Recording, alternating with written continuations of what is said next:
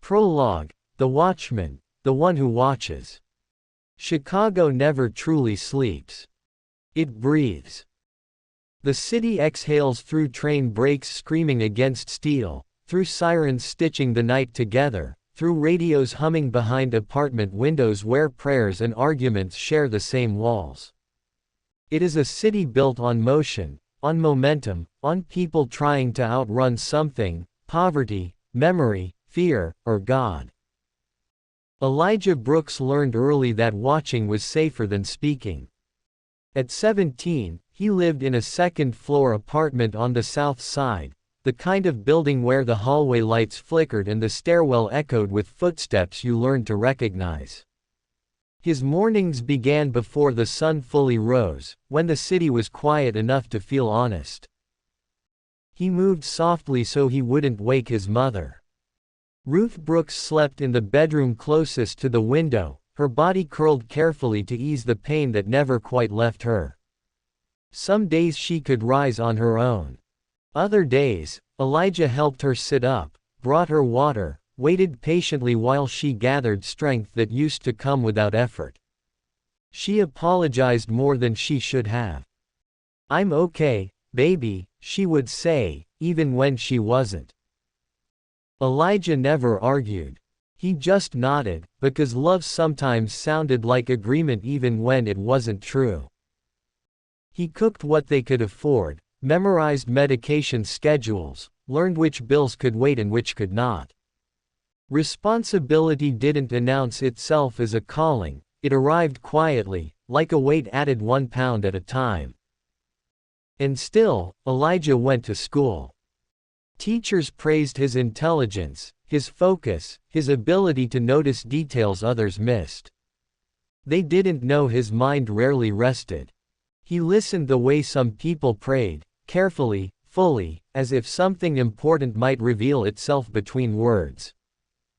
He ran track after school, not to compete but to clear his head. The rhythm of his feet against pavement made his thoughts line up.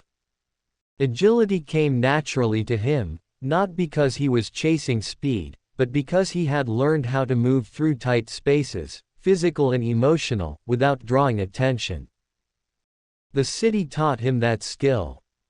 Chicago spoke in patterns. Elijah saw them everywhere: the way certain corners changed energy after sunset, the way some smiles carried urgency instead of kindness, the way lies borrowed the language of truth to feel convincing. He didn't call it a gift. He called it paying attention. At night, after his mother slept, Elijah opened his Bible. Not like a charm. Not like a rulebook. Like a mirror. Scripture didn't make life easier. It made it clearer. Proverbs sharpened his thinking. Psalms gave his fear a voice. The Gospels unsettled him. Jesus didn't avoid danger, but he never chased it either. He intervened without ego. He loved without applause. Elijah underlined verses that bothered him. Those were usually the ones that mattered most. The night everything changed, the red line rattled louder than usual. Elijah stood near the door, backpack tight against his chest, eyes scanning reflections in the darkened windows. A raised voice. A sudden movement. A knife catching fluorescent light. Time slowed. People scattered instinctively, bodies choosing safety before thought. Elijah felt his heart hammer as fear demanded obedience. Run. But something else rose beneath it, an awareness heavier than panic. No one was watching. Not watching to help. Not watching to warn. Not watching to interrupt what was about to ruin several lives at once. The moment passed quickly. Shouting. Security. Consequences Elijah would never fully know. But the weight followed him home. That night, as he helped his mother settle into bed, she studied his face longer than usual. "You saw something today," she said quietly. Elijah hesitated.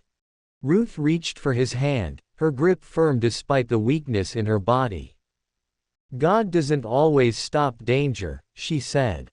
Sometimes he raises someone who refuses to look away. Elijah didn't sleep much after that. He opened his Bible again, not searching for comfort but instruction. What does it mean to stand? What does it mean to warn without pride, to intervene without becoming violent, to carry truth without becoming hard? He began to understand that his role wasn't to fight people, but to interrupt paths, those quiet moments before choices calcified into consequences. To speak when silence felt safer. To stay when leaving would be easier. There was no costume waiting for him.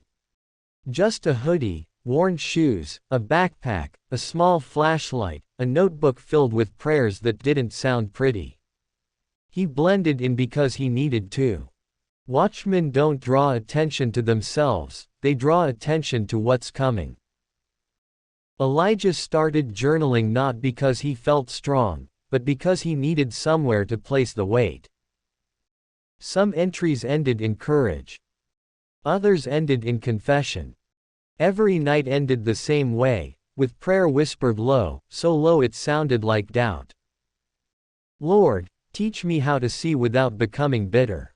Teach me how to stand without abandoning home. And if you've called me to watch this city, don't let me stop loving the people inside it. Chicago kept breathing. And Elijah Brooks kept watch.